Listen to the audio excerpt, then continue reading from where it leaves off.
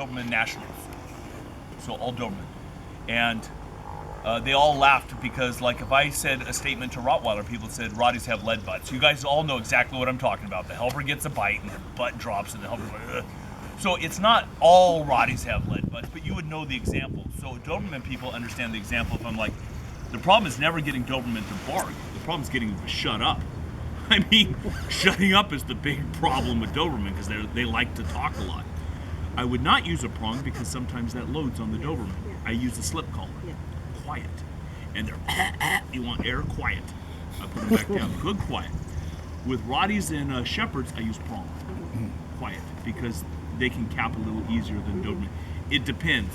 Now that's not saying all Rotties have an easier time capping. You might have a Rottie that behaves a little bit more like a Doberman and they have trouble. I'd go slip. Especially if the prong is loading them. You can picture, so like if I'm saying quiet and now the dog's feeling some pressure on them and now they're like getting into aggression, you don't do that. Go slip call. We have some softer dogs and they cap with a flat collar.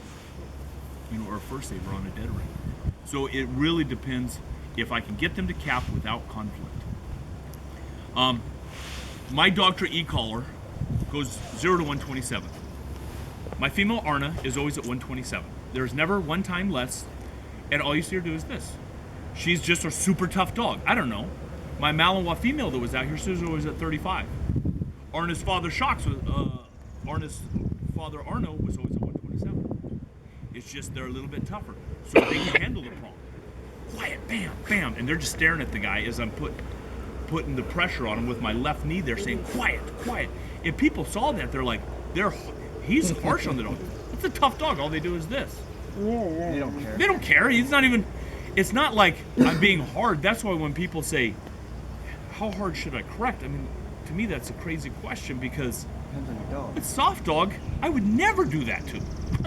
They're quiet, might be quiet. Like that little Mally I have. I'm too tender with her, but I had her quiet. No, baby, quiet. I'm more tender with her. I don't know why. She looks at the big brown eyes. It's okay. But Arna, you shut up now. She's tougher, and that's just who they are. So that's a great question. You guys need to know your dogs. Very tough dog, soft dog. And in fact, you guys. The problem in dog sport is this, and you guys see if you agree with me on this. Dogs are usually, you're gonna have to follow this now, hard to the helper, soft to the handler, soft to the handler, soft to the helper.